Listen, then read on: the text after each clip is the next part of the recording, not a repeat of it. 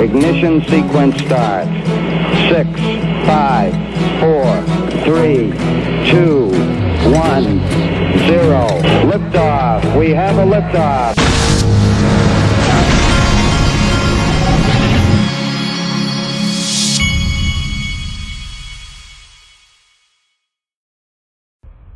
Hey everybody, this is the digital asset investor, and the market, or XRP at least, is kind of flat right now. Not a lot going on as far as that goes, but I did want to show you a couple things. First, I want to show you this. I showed you some of that Anthony Pompliano video on CNBC this morning, but there was a few more clips they put up. Watch this one. Kristen, it almost seems like when we get more sort of clarity on what regulators are thinking, that crypto starts trading higher. Maybe it's just a risk-on trade. We see that too, and the Fed certainly helps. But people would like to know if they're going to at least let it survive and then have ways of regulating it. I mean, that might be bullish for the space. Yeah, I think what we saw in the Senate, what played out in the Senate over the past couple of weeks, is that there still is some uncertainty around how regulations are going to play out. But what we did discover is that crypto has a political superpower, and that is its community of users who, in a moment's notice, can activate and organize. And we are the superpower. In with their policymakers. And I think the fact that there was a pay for in the package that relied on getting revenue from cryptocurrency at a very high level, that's a very, very good sign. Now, we still need to work on the details, but being on the ground in Washington, I've never seen the crypto industry or the crypto community more organized. And so at least from the US perspective, I think that we still have some work to do, but that we're going to ultimately get a good outcome on the regulatory front. All right, and then we have this. Now I wanted to weigh in on a few of these different people that are seeing things in their charting and their trading analysis and all. Joker weighed in twice here. He says, you cannot trade all coins. Stay focused. Pick some significant few and master their charts instead. I like for Joker to master the charts for me and then cover him. That's what I like. I think he's one of the better ones in this. If you do, then their move like your baby. That's why I said 50 cents, XRP $2. I don't know what he's talking about. XRP $2, Digibyte 55 cents, Bitcoin 78K incoming is what he's saying. And then he says here, XRP my baby, the green scenario is only since 50 cents. Nothing changed. Only I updated its TP from $2 to $3. And then Crypto Bull has got this XRP monthly price channel, 6 cents, 384, $100 plus. I like the looks of that. I will take $100. Not sure about the rest of you out there, but I will take $100 for XRP all day long. You're telling me, this is the chosen one, you're telling me XRP can't reach the ADA prices of what BitBoy predicted this bull run of $150 when every bank in the world is about to flip the switch? What has Cardano actually done to change our world? F all, but be slow and full of empty promises. Now, look, I agree with most of what he's saying here, but I think Cardano is going to do its thing. I think that XRP is obviously being held back right now. I think XRP is going to do this and some. I think that Cardano is going to do this and some. That's just my opinion. But he is right in that if you look at the foundation in business that Ripple has laid, and this is no knock on Cardano, there's nobody close. Nobody close in terms of laying the foundation for future utility of a digital asset. Period. Nobody. Okay. This is a good friendly reminder that Real XRP Boy put out. This is from Brian Brooks, who I don't think Brian Brooks has landed anywhere new. He was the CEO of Binance US, and he was with the OCC. Listen to what he says here. A lot of you may not have ever seen this. And that is, there is most important issue about XRP, and that is there is a difference, okay? There's a difference between the way in which an asset is distributed and the nature of the asset at a given moment in time. And I think the issue in Ripple that gets lost in all of the discussion is whatever happened in the original distribution of XRP tokens, 10 years ago, and whether that was or wasn't an unregistered securities offering, that's what the courts will decide. That's a different question from whether XRP today is a security. And the SEC itself has said that assets can change their nature over time as they achieve utility and as they achieve decentralization. So if I had to make a prediction, I'll just make a quick prediction, and that is that there is a settlement to be done here somewhere, and the settlement has to do with the distribution of the tokens so that existing token holders can continue to trade them and find value in them the way that... All right. I think that's an important statement he just made. Now, I asked all my buddies at CNBC, do you guys feel a tiny bit of pressure not to appear to be carrying a Bitcoin Ethereum narrative for your Wall Street masters? In your shoes, I would at least pretend I have someone like a Charles Hoskinson on to talk about Cardano.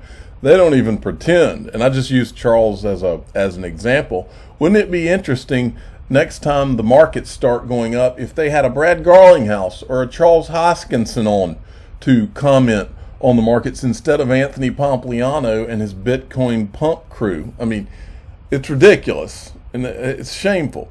Now, Crypto Cobra gets all the credit for sending me this. Han Solo had tweeted, IMF governors approve a historic $650 billion SDR allocation of special drawing rights. Here's the article right here. Now, at the bottom of this article is a footnote.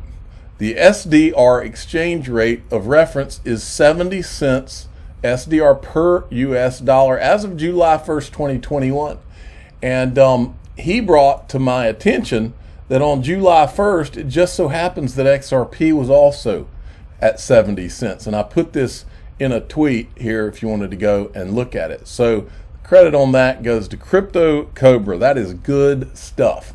All right, Jonathan D sent me this. This is a video. I'm not going to play the video. IMF member countries are receiving their shares of new SDRs of about $650 billion today. This is a shot in the arm. I mean, come on. Shot in the arm for the world, and we will help.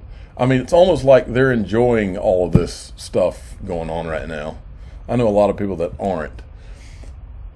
Okay, Michelle Vandenberg from Bank XRP, who I think took a break recently, and he's back. This guy, for those of you that don't know, this guy is one of the most old school people in XRP land that there are. You need to give at Bank XRP a follow. Good guy and a really good Twitter handle because he puts out some really good information. USDC, which remember who USDC is, that's the stable coin that Circle created, okay? And it's backed by Goldman Sachs. USDC to be, and one more thing that's very important, it runs on Stellar so they can send it fast, okay? USDC to be backed 100% by cash, U.S. Treasuries from September. Folks, how many things are happening in September? There's a lot going on in September. If there was 1 month in the history of digital assets that I would not go into without owning digital assets, specifically the greatest digital asset ever created, XRP, it is the month of September 2021. For the record, you heard it here, maybe not first, but you heard it here. Jeremy Hogan had tweeted this out. This is the type of communication that the SEC is hopefully finding in the Slack messages and other discovery from Ripple. Here, Mr. AHBritto makes clear Ripple does not try to influence XRP price. This suggests Ripple execs got good legal advice back in the day. Ripple Labs doesn't want to provide financial advice or give anyone false expectations for the value of XRP. Then there's this. This is a great clip from John Deaton. Watch this. Attorneys keep saying to the judge, well, it's so different than Bitcoin or Ethereum because Ripple pre-mined their coins. And the SEC acts like they just learned that they just learned the Ripple story. And we know that they were working closely with FinCEN and that they were privy to the document that I'm showing you today. Now, the last thing I want to show you about this is attachment B, okay, of the settlement agreement between Ripple and the United States government. And when you go to the first page of attachment B, called Remedial Framework, it states in paragraph 2, subsection A, look at that. Any sale or transaction of XRP by Ripple Labs or any subsidiaries shall be conducted only through an entity registered with FinCEN. Ladies and gentlemen, I'm a lawyer, and I can tell you right from the beginning of law school, you learn these words called shall, only, that they have very, very significant legal meaning. And this agreement is basically telling Ripple that if it's going to continue to sell XRP, that it must be registered through only FinCEN, not the SEC. Doesn't say register with the SEC and register FinCEN. It says shall only be through FinCEN. Remember that phrase? Guess that's the end of it. He makes an extremely good point there about that FinCEN agreement from back in 2015, and I did not know that.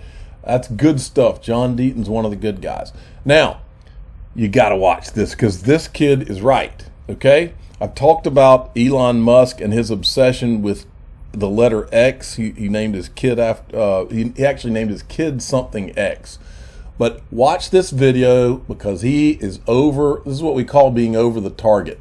I think it's time for a conspiracy crypto mason to come back. Big disclaimer, keep scrolling if you're a sheep and you're sleeping. I'm kidding, but if you don't have an open mind, keep scrolling. I'm going to remind you how Elon Musk is so obsessed with X.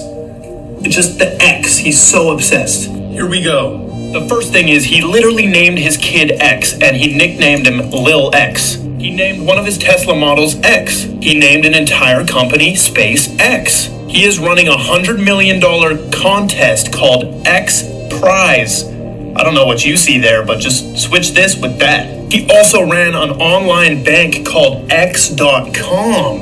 What does all of this obsession with X mean? I don't know. Maybe his true intentions are with the X coins because they're energy efficient and they're fast as shit and they're the future of cryptocurrencies. Obviously, do not base your investment. I love it when he says, and they're fast as shit. Good stuff. Kudos to this guy. I'm going to bring you more about Elon Musk here very soon, as in the next 48 hours. Stay tuned. All right. Wanted to go over this, something that I'm about to do in the next week as soon as they add it. On Link2, they are going to, hopefully they're going to add some Link2 private equity onto the platform. I am a huge bull on Link2 private equity. What I've done is I've already bought the $10,000. I bought $10,000 worth of XRP today, and I did it specifically to turn around and show you, and I'm going to put it in a video. I'm going to video my screen and show you my buying Link2 private equity, which is a security, with XRP, the digital asset.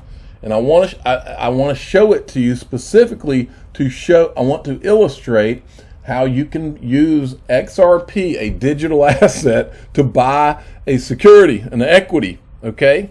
And so I'm going to be doing that here in the next few days as soon as they add some more Link2 onto this platform, because I want you to all see, A, how you can do it, but I also think it's the ultimate form of illustrating the absurdity of the lawsuit that's currently going on. And I'm also going to tell you some things about Link2 that you may not know when I do that. So I'm working on getting that in place. I will definitely be showing you.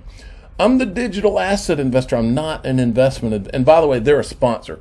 I'm the digital asset investor. I'm not an investment advisor. This is for entertainment purposes only. Please subscribe. Hit the like button. Tell your friends and family. Link to private equity. I'll be buying it with XRP hopefully this week. Thanks for listening.